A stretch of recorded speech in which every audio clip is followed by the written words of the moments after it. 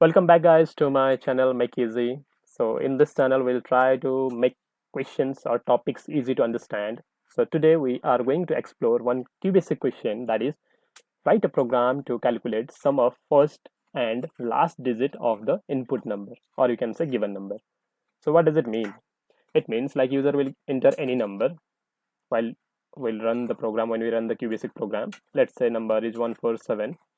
Then we need to calculate the sum of last digit, that is here 7, and the first digit, that is here 1.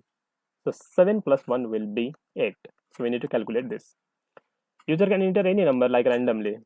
So this time we are having last digit as 3 and the first digit as 8. So 8 plus 3 will be 11.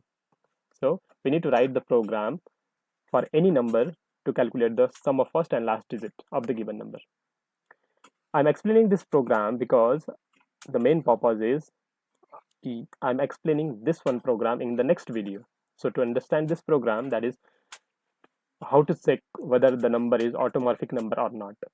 So you need to understand this basic program, the while loop, how it works.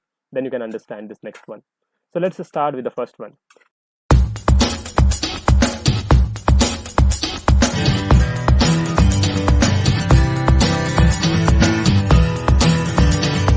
So I'll write here CLS at the first. I've written here rem before writing the program name. This is for the comment. So CLS, now we need one number from the user. So I'll write enter any number. So I'm using here input, enter any number, and then user will enter any number. Let's say 1, 2, 3, 3, 2, 1, or any number that will be stored in n. Using the input, we can take input from user. Now we need to get the last digit. So I'll write here last equals to n mod 10. If you want to get the last digit of any number, you need to write this mod 10, not other number, and mod 10. Given number is stored in n, then mod 10. It will give the last digit of the given number. So if user enter 1, 2, 3, then you will get 3 in this last variable. If user have entered this number, then you will get 9. So depending upon the number, you will get the last digit by using this n mod 10. Basically, mod is used to get the remainder. So let me show you one presentation file. As you can see, if we have number as 30, then if we are doing r equals to n mod 10, mod gives the remainder. So we are dividing this 30 by 10. So at the remainder, what we are getting? 0. So this is how it works. So 0 is at the end. That is the last digit. We got that. So if you want to understand this very clearly, I will provide the link in the description. I have already made the video on that, use of integer division and mod. So we got the last digit. If you want to check whether we got that or not, I can just print it out here. So I will write end. This is not the end of the program. Just I'm showing you whether we got the last digit or not, depending upon user value, whatever the user will enter. So we'll get the last digit. So let me show you demo by running this program. Let me enter 1, 2, 3. You can see we have printed the last. That means we are printing 3 and we got the last digit. So first task is done. So let me remove this. I don't want to print this. Now I need to get the first digit of the given number. So how can I do that? Using while loop we can do. So n greater than 9. Until or till the value of n is greater than 9, the loop will execute. If the value of n is less than or equals to 9, then loop will terminate. So inside the loop, what we will do is n equals to an integer division 10.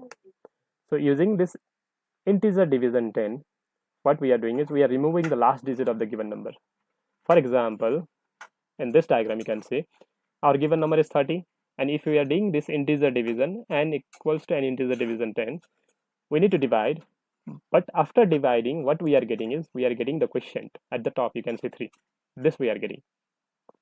So what it is doing is it is removing the last digit of the given number by integer division. 0 is removed, so we got 3. So this is how it works. And we are repeating this removing process, the last digit removing process, until we get 9 or less than 9 value. So I will write here when we start the while loop while, then we have to write WN. When means while loop end. So in this n variable, our first digit will come. after loop will end. Then I can write here first equals to n.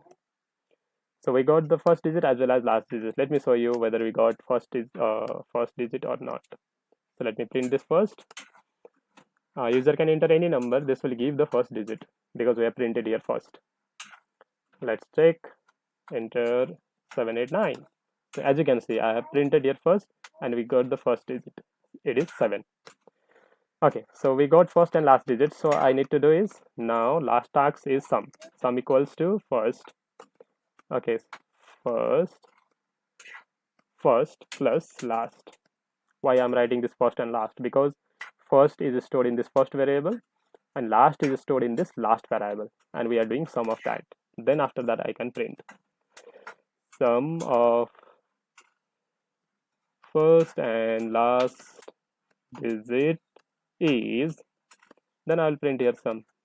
Done. This is the end of the program. So let's run it again and let's see the result, whether it is giving perfect answer or not. So 7, yeah. So the first digit is 4 and last digit is 8. 8 plus 4 is 12. We are getting exactly correct answer. Okay, let's run again and enter a different value. 4, 5, 2. Yeah, any number you can enter.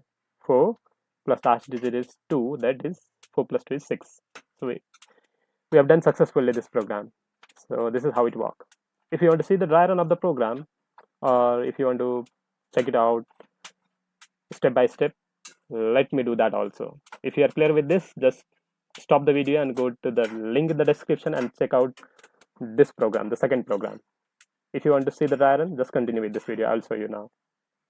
So I'll just copy this program. So first of all, CLS will be executed. For now, I have make this boxes for variable.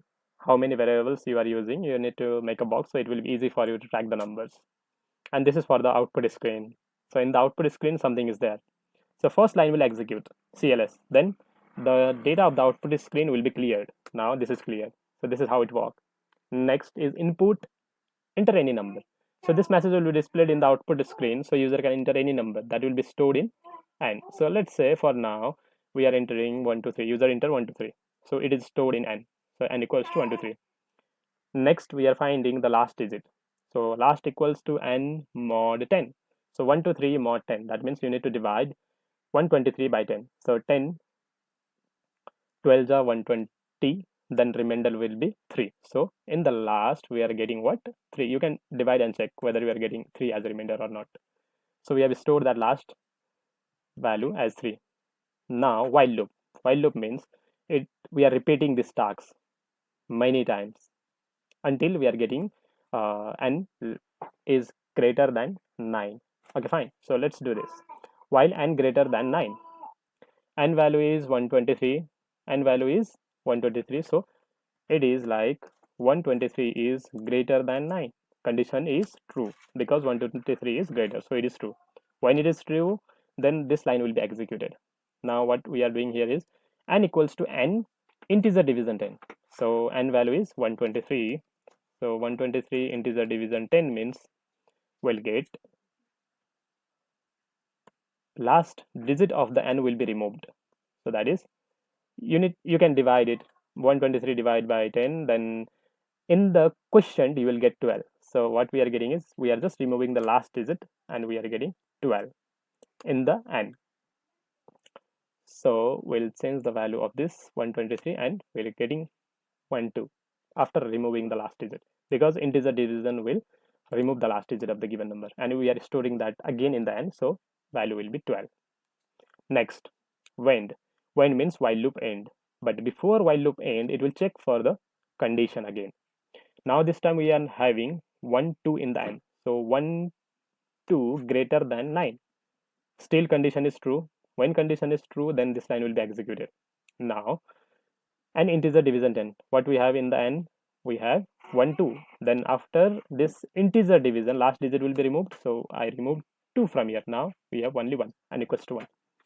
Then again, and when means while loop end. While loop end means again it will check the condition here. Now this time we have n equals to 1. So n equals to 1. So 1 greater than 9, condition is false because 1 is less than 9. So condition false. When condition is false, this loop, this line will not gonna execute. It will go after WEND. After WEND means it will go to this line. First equals to n. So inside the first, what we are storing is value of n. We have in the n is 1. So we are storing 1. So we got the first digit, that is first equals to 1, last digit is 3. So now we are doing sum. Sum equals to first plus last. So what we'll get in the sum is, so first is 1, and last is 3. So 1 plus 3 will be 4.